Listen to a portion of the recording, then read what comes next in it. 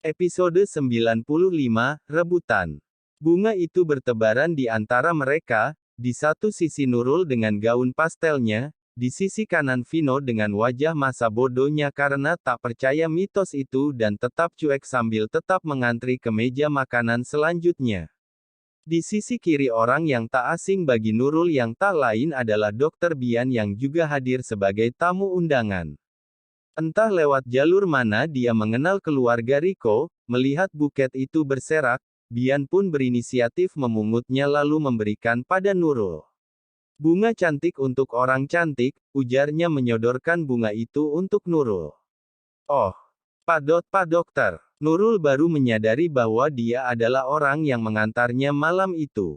Di sisi lain otak Vino pun baru konek kalau lelaki itu adalah Bian dan orang yang di sebelahnya adalah Nurul. Tiba-tiba ia teringat tentang mitos buket pengantin tadi. Berikan padaku. Vino mengambil paksa buket itu dari tangan Bian. Maaf, tapi saya yang memungut tadi jadi ini punya saya, sahut Bian tersenyum ramah. Ia menarik lagi bunga itu dari tangan Vino lalu memberikan pada Nurul. Tapi jatuhnya kan ke arah saya tadi, belum sempat Nurul menerima Vino menarik bunga itu lagi, ia pun memberikannya pada Nurul. Huff. Nurul menghela nafas, ia menerima buket itu, tapi bukannya mengambilnya ia malah membagi dua buket itu lalu memberikannya kepada Vino dan Bian.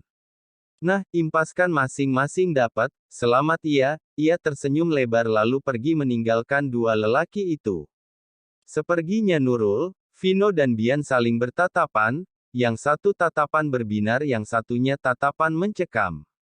Cie, ledek beberapa orang di sana karena mereka berdua memegang bunga pengantin, Saya masih normal, tukas Vino tak terima. Sedangkan Bian hanya tersenyum lalu pergi dari sana, pandangannya mengedar ke segala penjuru ruangan mencari Nurul, namun karena ramainya orang ia pun kehilangan jejak. Yah, padahal aku ingin mengembalikan ini, ia memasukkan kembali gelang Nurul yang kemarin terlepas saat tangannya ditarik-tarik pemuda berandalan itu. Nurul kembali ke meja keluarganya dengan wajah bingung. Kayaknya ada yang ganjel tapi apa ya, Sesyah? Masa bodoh lah, gumamnya, ya dia lupa mengucapkan terima kasih pada Bian untuk malam itu. Ayo kita salami mereka terus pulang.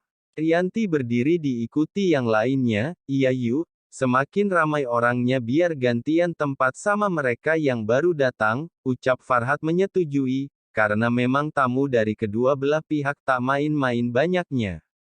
Bagaimana tidak? Orang tua mereka semua adalah orang terhormat, seluruh karyawan di kantor Farhat saja sudah hampir memenuhi gedung tersebut. Di depan mereka para antek-antek Mila sudah siap siaga memberikan selamat. Cie, yang dulu ngatain amit-amit, selamat ya Bu, inget jangan berantem, tapi kalau berantemnya di atas kasur sih kita dukung, ledek mereka setengah berbisik kepada Mila. Hehehe, pikirkan saja proposal AX3, kalau sampai saya selesai cuti belum rampung juga, awas kalian ya, Mila sengaja melarikan topik agar mereka diam. Siap bos, udah jangan dipikirin biar kita aja yang handle, ibu selesaikan aja proyek malam ini sama Pak Riko, ledek mereka lagi sambil terkekeh. Hish, awas kalian ya. Mila tambah kesal dengan ledekan mereka. Farhat dan keluarga besarnya pun naik dan menyalami mereka. Adit, selamat ya, terima kasih Pak.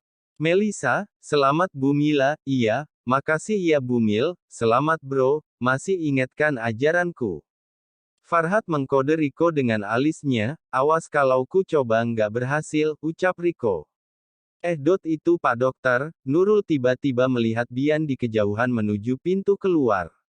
Hei, majulah, saya juga mau menyalami mereka, Vino menyadarkan Nurul dari lamunannya. Iya Pak. Nurul pun maju dan menyalami kedua mempelai, di situ mata Vino baru menyadari kalau Nurul tidak memakai gelang kuple mereka. Setelah turun dari altar, Vino pun bertanya, gelang kamu kemana? Gelang. Nurul mengernyitkan alisnya lalu memeriksa lengannya. Iya, kemana ya? Ia mencoba mengingat kemana gelang itu, perasaan Nurul tak pernah melepaskannya. Di sisi lain Bian yang sudah di dalam mobil terus memandangi gelangnya Nurul. Kayak pernah lihat tapi di mana ya? Ia mencoba mengingat di mana pernah melihat gelang itu.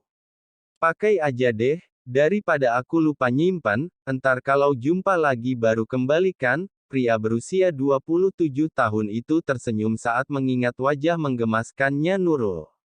Sebenarnya bisa saja dia menanyakan pada Duma tentang Nurul, tapi sepertinya tak sopan jika harus menanyakan hal yang tidak penting pada seniornya.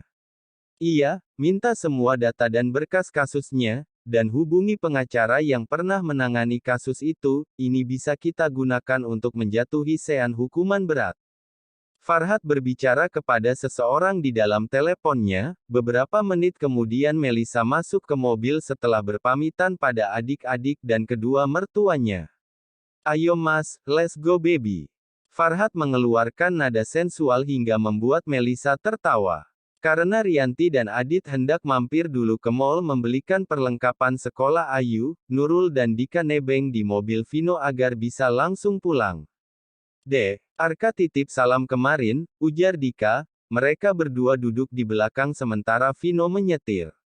Titip kok salam, jajan kek, sahut Nurul bercanda, kakak rasa ya, dia suka sama kamu, soalnya setiap ketemu pasti nak. Sumianto tuh nyariin kakak hahaha. Sumianto adalah perempuan yang terkena gangguan jiwa di lingkungan lama mereka. Dika dan teman-temannya dulu sering dikejar-kejar kadang sampai kencing di celana. Ah, itu mah saudara kamu, balas Dika, iya saudara ipar hahaha Nurul semakin cekikikan, meledek sang kakak merupakan kebahagiaan tersendiri baginya. Tapi beneran loh dek, Arka minta nomor telepon kamu kemarin. Vino merasakan sesuatu mengganjal di tenggorokannya. Hah? Nur nggak mau ya pacar-pacaran, masih bau kencur kak, iya bener itu, celetuk Vino, iya kan pak? Nurul setuju dengan Vino. Lah emang kakak bilang pacaran. Kan cuma jadi temen gak apa-apa, dia itu baik banget deh, pinter lagi, kata ibu kan kita harus temenan sama orang baik biar ketularan baiknya. Jangan temenan sama orang nggak bener kalau nggak mau ikutan error. Ya kan Pak, Dika dan Nurul benar-benar memperlakukan Vino seperti bapaknya saat itu sambil tertawa kecil. Ia ingat betul pesan sang ibu yang sampai sekarang dijadikan patokan memilih teman. Gile bebe, iya bener itu, sahut Vino gugup, disinggung secara langsung memanglah epik pikir Vino, mendengar itu merasa tertampar, tertonjok sampai ke pembuluh darahnya.